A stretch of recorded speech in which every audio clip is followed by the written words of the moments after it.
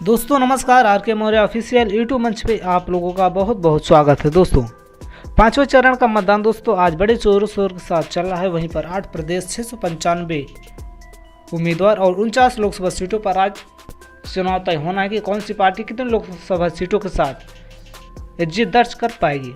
तो दोस्तों जिस तरीके से भारतीय जनता पार्टी इस बार 2014 के मुकाबले 2019 के मुकाबले परेशानी का सामना करना पड़ रहा है, क्योंकि इंडिया गठबंधन काफ़ी मजबूती के साथ चुनाव लड़ रहा है, क्योंकि बेरोजगारी के मुद्दे पर, महंगाई के मुद्दे पर चुनाव समीकरण बदल गया है। और भारतीय जनता पार्टी का यह भी नारा था कि बार 400 पार, लेकिन कुछ दिनों से आप लोग देख रहे हैं कि उनका यह नारा दिखाई नहीं दे रहा है। तो दोस्तों ऐसे में ओपिनियन पोल भी आ चुका है पांचवें चरण से पहले। दोस्तों वो कौन कौन से राज्य हैं, कौन सी लोकसभा सीटें हैं, कितने लोकसभा सीटों के साथ कौन सी पार्टी आगे बढ़ा है, इसका हम आपको ओपिनियन पोल बताने वाले हैं। दोस्तों शुरुआत करते हैं हम केरल से। केरल में दोस्तों टोटल 20 लोकसभा सीटें आती हैं केरल की। केरल में दोस्तों 20 लोकसभा सीटों में से बीजेपी को यहाँ पर 0 लोकसभा सीट और आईएनसी यानी कांग्रेस गठबंधन को यहाँ पर 20 की 20 लोकसभा सीटें मिलती दिखाई दे रही है, और अन्य के खाते में यहाँ पर 0 लोकसभा सीटें जाती दिख रही है।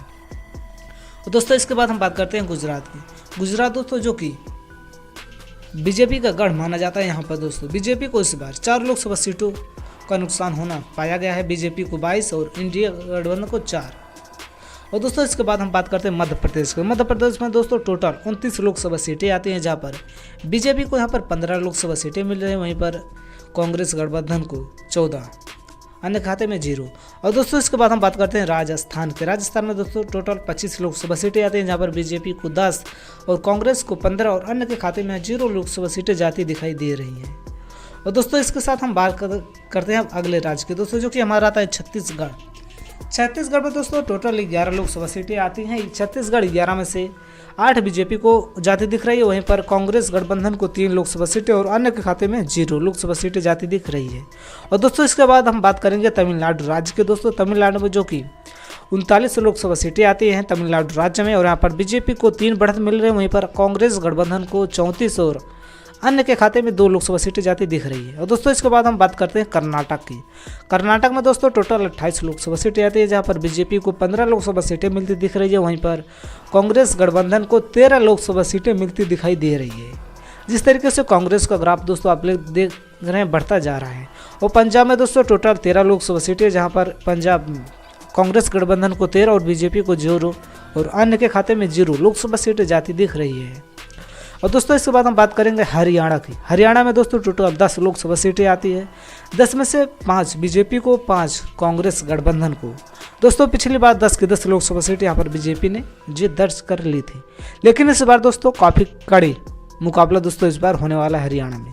दोस्तों इसके बाद हम बात करेंगे उत्तराखंड की। दोस्तों उत्तराखंड में टोटल 5 लोकसभा सीटें आती हैं, जहाँ पर बीजेपी को यहाँ पर 5 लोकसभा सीटें मिलती दिखाई दे रही है, और इंडिया गठबंधन को यहाँ पर 0 और अन्य के खाते में भी 0 लोकसभा सीटें जाती दिख रही है। दोस्तों इसके बाद हम बात करेंगे हिमाचल की। दोस्तों जहाँ पर 4 लोकसभा सीटें आती हैं, 4 में से 2 लोकसभा सीटें बीजेपी, 2 कांग्रेस गठबंधन और 2 बीजेपी, 2 कांग्रेस और अन्य खाते में 0 लोकसभा सीटें जाती दिख रही है।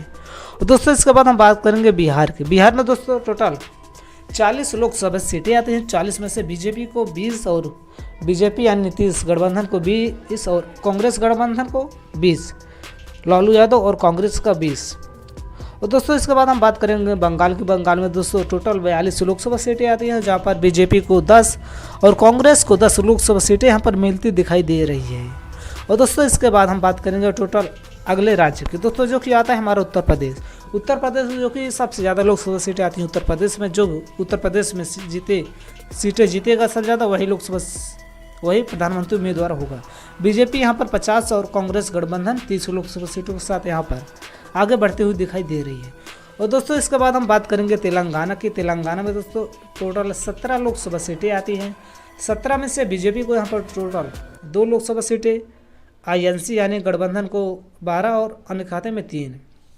और दोस्तों हम बात करेंगे इसके बाद आंध्र प्रदेश, जहाँ पर दोस्तों 25 लोकसभा सीटें आती हैं। 25 में से 8 बीजेपी को मिलती दिखाई दे रही है, वहीं पर इंडिया गठबंधन को 2 और अन्य के खाते में 15 लोकसभा सीटें यहाँ पर जाती हुई दिख रही है। और दोस्तों आंध्र प्रदेश की बात करेंगे उड़ीसा की। दोस्तों उड़ीसा में दोस्तों टोटल 21 लोकसभा सीटें आती हैं। 21 में से 8 को बीजेपी को मिलती दिखाई दे रही है। वहीं पर कांग्रेस गठबंधन को 2 लोकसभा सीटें मिलती दिखाई दे रही है। वहीं पर अन्य के खाते में 11 लोकसभा सीटें जाती दिख रही है।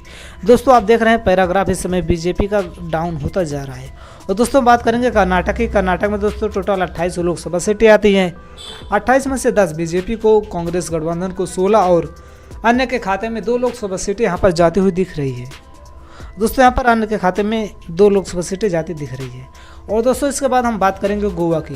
गोवा में दोस्तों टोटल 2 लोकसभा सीटें आती हैं। गोवा में 2 में से बीजेपी को 1 लोकसभा सीटें मिलती दिखाई दे रही है। वहीं पर इंडिया गठबंधन को 1 मिलती दिखाई दे रही है। और दोस्तों गोवा की बात करेंगे हम दोस्तों त्रिपुरा राज्य की। दोस्तों त्रिपुरा राज्य में भी 2 लोकसभा सीटें आती हैं, जहाँ पर बीजेपी को 1 लोकसभा सीटों पर जीत हासिल मिल रही है। वहीं पर कांग्रेस गठबंधन को भी 1 सीट पर जीत हासिल मिल रही है। और दोस्तों इसके बाद हम बात करेंगे त्रिपुरा के बाद अगले राज्य की, जो कि दोस्तों हमारा अगला राज्य आता है महाराष्ट्र। महाराष्ट्र में दोस्तों टोटल 4800 लोकसभा सीटें आती हैं। यूपी के बाद सबसे बड़ा लोकसभा सीटों वाला राज्य महाराष्ट्र है। बीजेपी को यहाँ पर 16 और आईएनसी को 30 और अन्य के खाते में 2 लोकसभा सीटें मिलती दिखाई दे रही है। और दोस्तों इसके बाद हम बात करेंगे मणिपुर। मणिपुर में दोस्तों टोटल 2 लोकसभा सीटें आती है, जहाँ पर बीजेपी को 1 पर बढ़त मिल रही है। और यहाँ पर कांग्रेस गठबंधन को 1 लोकसभा सीटों पर के साथ बढ़त मिलती दिखाई दे रही है। और दोस्तों इसके बाद हम बात करेंगे अगले राज्य की। दोस्तों मणिपुर के बाद हमारा आता है अरुणाचल प्रदेश। अरुणाचल प्रदेश में भी 2 लोकसभा सीटें आती हैं। दोस्तों यहाँ पर बीजेपी को 1 पर बढ़त मिल रही है। वहीं पर इंडिया गठबंधन को 1 लोकसभा सीटों के साथ बढ़त मिलती दिखाई दे रही है। और दोस्तों अरुणाचल प्रदेश के बाद हम बात करेंगे अगले राज्य की। दोस्तों जो कि हमारा आता है मेघालय। मेघालय में भी 2 लोकसभा सीटें आती हैं। मेघालय में 2 लोकसभा सीटों पर बीजेपी को 1 पर बढ़त मिल रही है। वहीं पर इंडिया गठबंधन को 1 पर बढ़त मिल रही है। और दोस्तों इस तरीके से आप देख सकते हैं यहाँ पर बीजेपी का ग्राफ डाउन होता और इंडिया गठबंधन का ग्राफ आगे बढ़ता हुआ दिखाई दे रहा है। और दोस्तों इसके बाद हम बात करेंगे सिक्किम राज्य के। सिक्किम में दोस्तों टोटल 1 लोकसभा सीटें आती है। 1 लोकसभा सीटों के साथ यहाँ पर अन्य के खाते में भी जाती दिखाई दे रही है। बीजेपी को यहाँ पर 0, इंडिया गठबंधन 0। और दोस्तों इसके बाद हम बात करेंगे मिजोरम। मिजोरम में भी दोस्तों 1 लोकसभा सीटें आती हैं, जहाँ पर इंडिया गठबंधन को 0, बीजेपी को 0 और अन्य के खाते में 1 लोकसभा सीट जाती दिख रही है। और दोस्तों इसके बाद हम बात करेंगे अब अगले राज्य की, जो कि दोस्तों हमारा अगला राज्य आता है मिजोरम के बाद दिल्ली, जो कि यहाँ पर इंडिया गठबंधन को 5 लोकसभा सीटों के साथ हासिल मिल रही जीत। बीजेपी को यहाँ पर 2 और अन्य के खाते में 0 लोकसभा सीटें जाती दिख रही है। यहाँ पर दोस्तों टोटल 7 लोकसभा सीटें आती हैं दिल्ली राज्य में। और दोस्तों इसके बाद हम बात करेंगे दादर नागर। दोस्तों जहाँ पर टोटल 2 लोकसभा सीटें आती हैं। दादर नागर में 2 लोकसभा सीटों में से 1 बीजेपी को और 1 इंडिया गठबंधन को जीत हासिल मिल रही है। दोस्तों इसके बाद हम बात करेंगे अगले राज्य के, दोस्तों जो कि हमारा अगला राज्य आता है जम्मू कश्मीर। जम्मू कश्मीर में दोस्तों टोटल 5 लोकसभा सीटें आती हैं, जहाँ पर 5 में से 2 लोकसभा सीटें बीजेपी को मिलती दिखाई दे रही है। वहीं पर इंडिया गठबंधन को 3 मिलती दिखाई दे रही है। दोस्तों जम्मू कश्मीर के साथ दोस्तों आप लोग देखा ही किस तरीके से बीजेपी को यहाँ पर 2 लोकसभा सीटों के साथ संतोष करना पड़ रहा है। दोस्तों इसके बाद हम बात करेंगे लद्दाख के। दोस्तों टोटल यहाँ पर टोटल 1 लोकसभा सीटें आती हैं लद्दाख में। 1 में से बीजेपी को यहाँ पर जीत हासिल मिल रही है। वहीं पर आईएनसी को 0 और अन्य के खाते में 0 लोकसभा सीटों के साथ यहाँ पर जीत हासिल मिल रही है।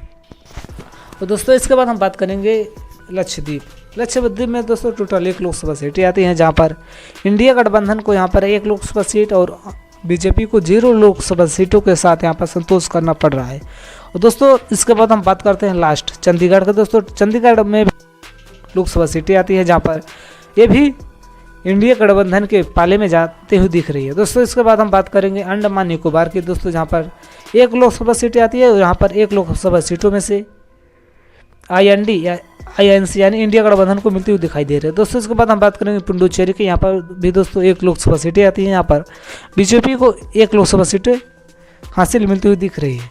तो दोस्तों ये रहा टोटल 543 लोकसभा सीटों का सर्वे दोस्तों, जहाँ पर एनडीए को 222 लोकसभा सीटें मिलती हुई दिखाई दे रही है, इंडिया गठबंधन को 262 और अन्य के खाते में 59 लोकसभा सीटें जाती हुई दिख रही है। तो दोस्तों आप लोग कमेंट करके बताना आपके क्षेत्र में, आपके राज्य में कौन सी पार्टी का इस समय प्रचार प्रसार बड़ी जोर शोर से चल रहा है, कौन सी पार्टी का जलवा है। और दोस्तों आप लोग कमेंट करके बताना आपके राज्य में कौन सी पार्टी इस बार सरकार बनाएगी। तो दोस्तों आज का इस वीडियो में बस इतना ही और हम मिलेंगे नए वीडियो के साथ। तब तक के लिए नमस्कार, जय हिंद, जय भारत।